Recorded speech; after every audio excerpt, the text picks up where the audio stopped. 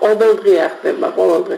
მე უბრალოდ მინდა ხალხი დავამშვიდო, რომ ეხლა აიცით რა არის, ყველას რაღაცა ზოგს ეშინია რომ მკითხოთ მიშა მობრუნდება რაღაცა და ეხლა მიშას მობრუნება არავით არ დარტყმას და იმას არ მოუტანს საქართველოს მართალი რომ გითხრათ გამიგე.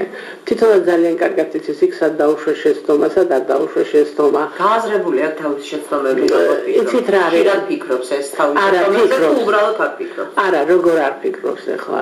ფიქრობს კიდევაც და ფიქრობს გამოასწოროს და თავიდან რომ დაიწყოს უკვე იცის როგორ უნდა მომართოს უკვე და ეს თავის ენერგია ასე რომ თქვა და როგორ უნდა დაალაგოს ასე რომ თქვა სახელმწიფოებრივი, მაგრამ ეს უკვე აღარ განმეორდება, ეს უკვე წარსულია და ადამიანს მართლობა იმ ფორმით როგორიც იყო გამორიცხულია, ის მართლობა გამორიცხულია, ბევრი პოლიტიკოსი მაშინდელი მისი მართლობის დროინდელი დატოვებს თავის პოსტერს და ისინი ვერ მოვლენ და არჩევნები ჩატარდება более-менее ნორმალურად, ასე რომ ვთქვა და ხალხი იმდენად გაიწაფა ამ პოლიტიკურ ინტრიგებში და იმებში, რომ ხალხს ვერ მოატყუებ, ასე რომ ხალხი თავისას იტყვის მაინც.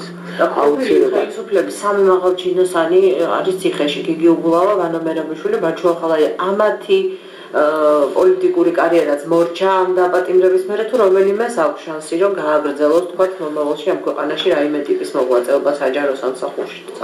საჯარო სამსახურში პოლიტიკური მაგია. გიგი უგულავა მოვა სხვათა შორის. გიგი უგულავა აუცილებლად მოვა. აუცილებლად, იმიტომ რომ ესენი მე ასამართლებენ ამ თავის დაჭერას ასე რომ ვთქვათ ციხეში ყოფნას პოლიტიკურ სარჩოს ადებენ როგორც ახლა მოდაშია და ის დანაშაულები რაც არის იმის როგორ არის ქართულად აპრანეშინი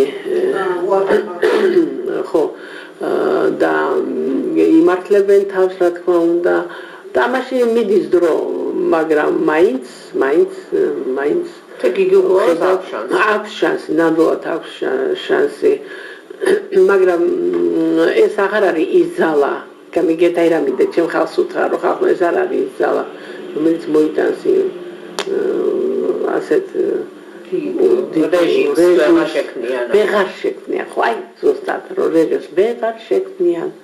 მოდიან ახალი სახეები და ეს ახალი სახეებია ზუსტად რაც საქართველოს ჭირდება ხალხი დაიღალა გაზომჟავნადეს დროინდელი სახეების ყურებით ზოგი ხა მართლა ეს ხო არ უნდა გამოსვენდეს იქიდან პარლამენტიდან